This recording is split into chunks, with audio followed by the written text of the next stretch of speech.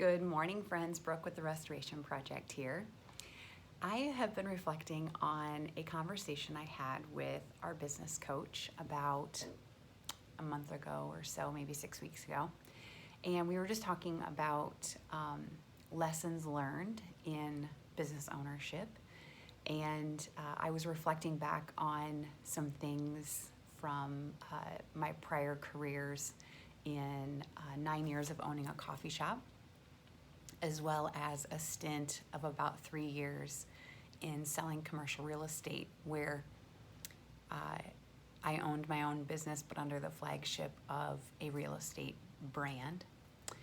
And he mentioned writing, jotting, reflecting, and communicating those lessons learned to spread out into the world for others to maybe take a tidbit or two away. Some things that I maybe wish that I would have been given a heads up on,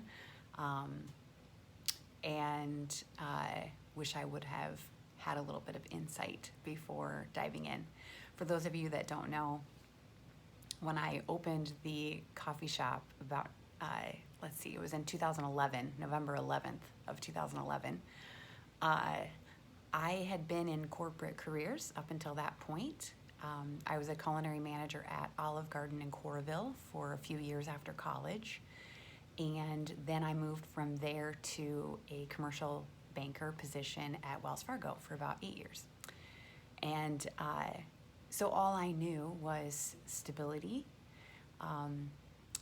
hard work and effort and relationships does well for you in sales relationships, especially. Being dedicated to your work, showing up.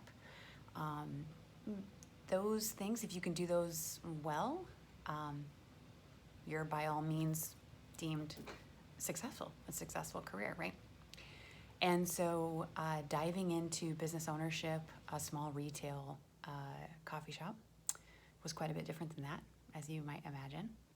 And so today, on the first little episode of Brooke's Lessons Learned in Business Ownership, I just want to highlight the first two lessons.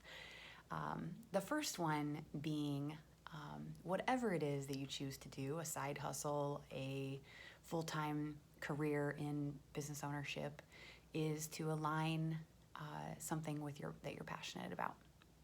If you don't have passion surrounding it, if you're not using your unique gift that you were given to be on this earth for the time that we're on the earth for,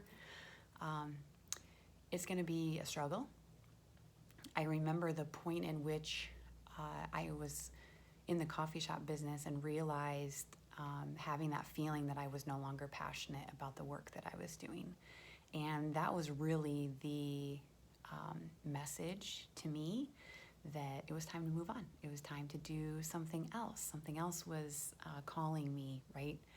And I ignored that message for a few years, and more to come in later episodes about that in a later lesson.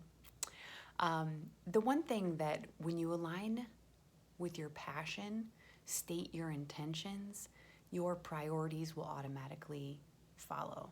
And therein lies another lesson that I learned in having my priorities in the right order.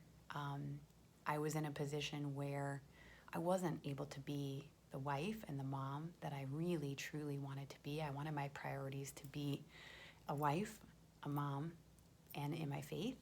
And none of those were showing up in my actions. So that's lesson number one. Lesson number two is forget the plan. Just forget the plan. I probably really don't even need to say anything more than that. But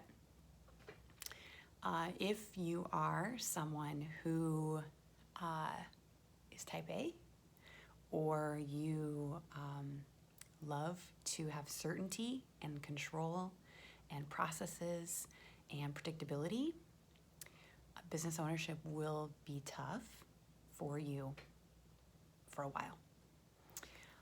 That was one thing that, especially letting go of control, if you do not have tools and practices and support systems in place to walk you through how to let that go,